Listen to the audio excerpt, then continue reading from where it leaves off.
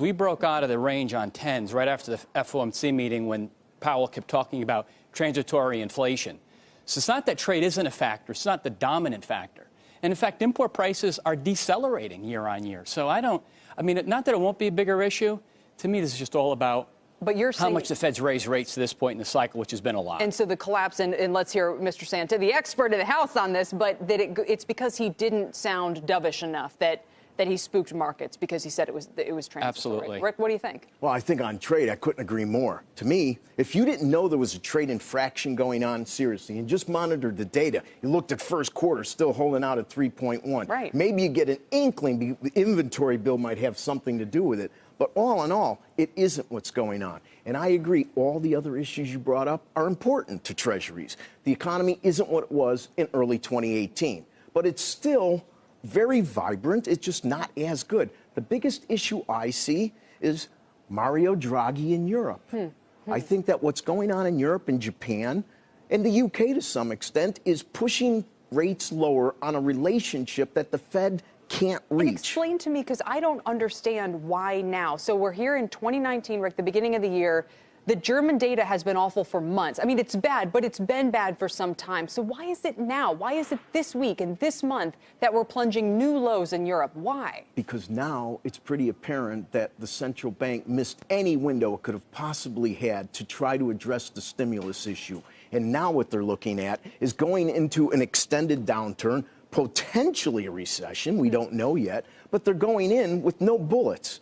So when we talk about the Fed, which is the very thing Richard Fisher was it's very about. logical to think that maybe we need to ease. Fed funds are pushing this in. And of course, markets have hissy fits, and the Fed seems to always want to accommodate them in that relationship. But at the end of the day, those 9 quarter points are our insurance. And I think they ought to be really stingy in giving them back because we don't know what size moguls are down the road. So you're reading from the hymnal that Fisher's reading from today. Absolutely. In that regard. Bill, what about you? Well, I would agree with Joe in that within a 12-month time frame, what the Fed does is incredibly important. But to make the most money over a 10-year time period, you have to think in long-term time periods. So I'm kind of clicking my heels together like Dorothy and going, there's no place like home. There's no place like home. So let's just think about this for a minute. And Joe, Rick, I think you'll like this. The baby boomers were a 75% bigger group than the group that preceded them. So when they borrowed their money in the 70s and 80s, we had the highest interest rates in U.S. history. And then when they followed them into the savings group, which has been that 45 to 60-year-old age group, we had the lowest interest rates in U.S. history. 75% more saving, and the group behind them was 17% smaller. The next 10 years, 17% fewer people are going to be in the savings years. The baby boomers are going to have to eat some of their seed corn, and there are 89 million millennials coming. And I'm sorry to beat on this dead horse, but they're so spoiled that we've still got 4% mortgage rates for them right now. And 3.5, Bill. 3.5. We got to, give me a 3 handle.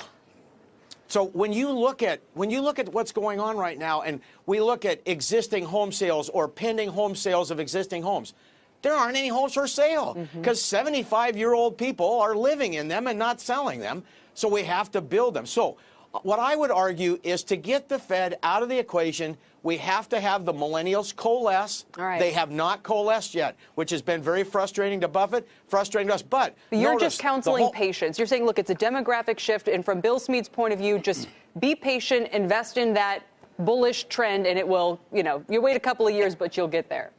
And the home builder stocks are anticipating it, right? Okay. They're up substantially in the last 6 months. Joe, I'll end where we began here. Give us a quick last word wrapping all this together.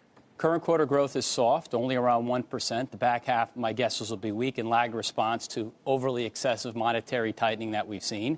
The Fed will be cutting rates, as I've been arguing for a while, probably December. Rick agreed off camera with me. I hope you still agree, Rick. I totally And then probably a cut next year. As the current glide path continues. We don't have a recession coming, but the yield curve is sending us a message of slower growth, and the Fed has to take back some of that tightening.